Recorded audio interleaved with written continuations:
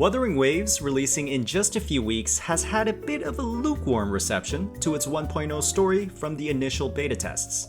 Story in gacha games is one of the most controversial topics you can discuss. My name is Saintontas, and I'm here to talk about the importance, or rather, unimportance, of storytelling in a genre like Wuthering Waves. If you haven't already, please hit that like and subscribe button. This is actually my second video ever. Story is just one driver of the value proposition for a video game. There are many successful games where story has little impact on the playing experience. These are games like League of Legends, Minecraft, and The Sims. There is no story that guides progression, like a typical RPG game. There's no need to engage with the lore or engage with the background to like the gameplay or like the characters. For these games, gameplay, world design, and character design drives spending and engagement among the players. Gacha, historically, is a genre of games where story has had a significant weight in the success of a game. The story is oftentimes crafted in a way that explicitly markets and promotes new characters. Many games adopted a visual novel style of storytelling with a lot of words to drive this engagement due to its lower costs and faster development times. With more modern titles, however, specifically those within the action RPG genre, these opportunities for storytelling grew exponentially. However, the largest developer in this space has remained relatively stagnant.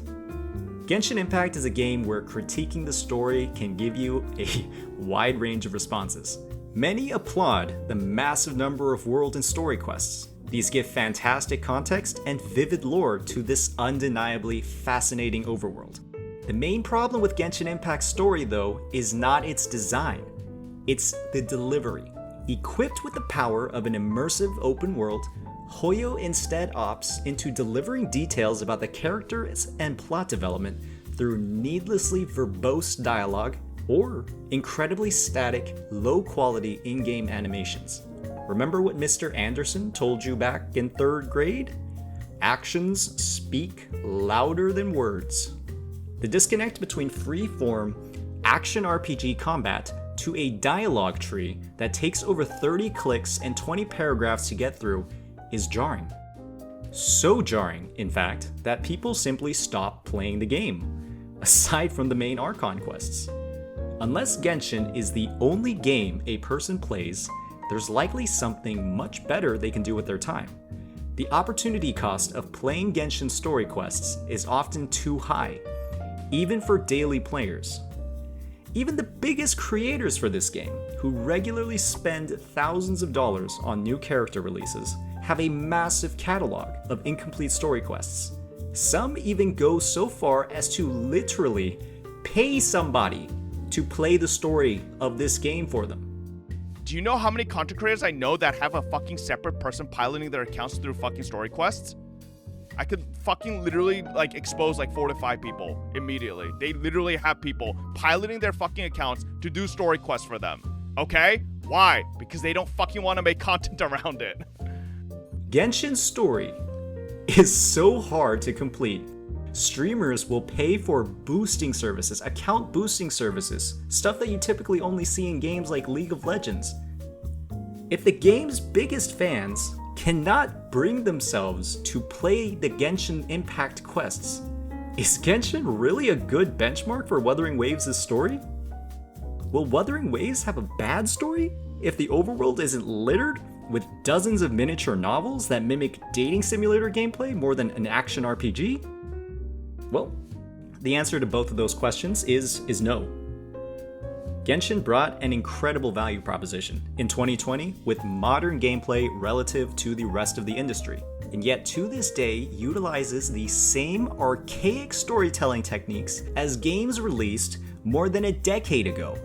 More story and lore means little if the player has no desire to go through it, and it only serves to dilute the actual great storylines in this game, which there are plenty of in Genshin Impact. Wuthering Waves has a fantastic opportunity to break the mold through immersive, action-based storytelling. We've already seen a great example of this in the last closed beta test with the character introduction of Jian. We learn a lot about Jian through this 1-minute cutscene. how he's a military leader, how he's skilled in combat, and most importantly, how much fucking cooler he is than Zhao. You then immediately start playing as him to progress the story. This is cool. This makes you want to keep playing. Kuro Games, with this sequence of cutscene to gameplay, has painted a better picture than Hoyoverse ever could with 1,000 words. It's true, we won't have a description regarding the lightning flash speed of Jian's spear as he effortlessly pirouettes through an unending horde of countless enemies, but do extra descriptions and written details add much more value to the player experience? At the end of the day, it's debatable if they do. Spoiler warning, Honkai Star Rail's 2.2 patch released with the longest story quest across all Hoyoverse games. This quest followed the positive reception of 2.0 and 2.1 across the community, with the prior quests applauded for their surprising twists, raised stakes, and absolutely mind-blowing cutscenes. Unfortunately, the feedback for 2.2 is a little bit more varied.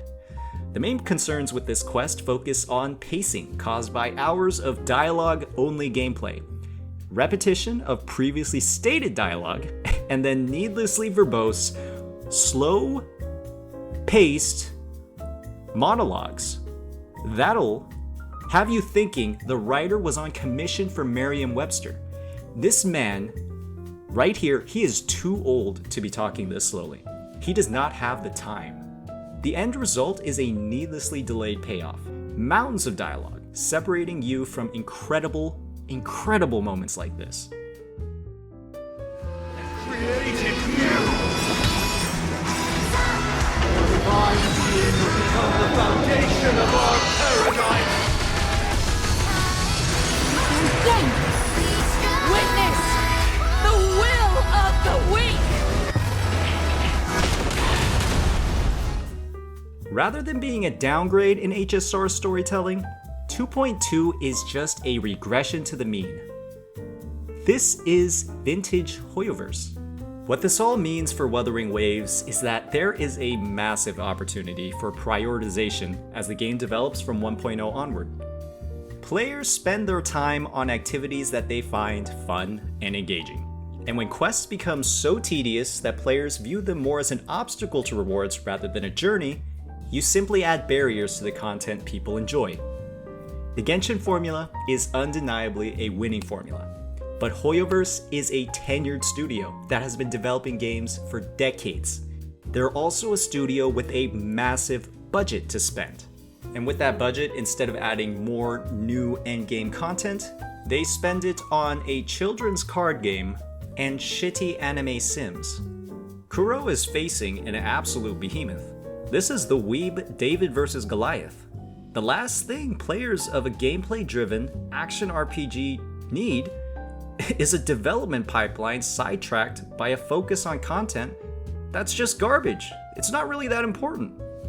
At the end of the day, quality transcends quantity. A solid gameplay loop with meaningful progression and ramping content is the main draw of this genre. We don't need to dilute it with garbage content.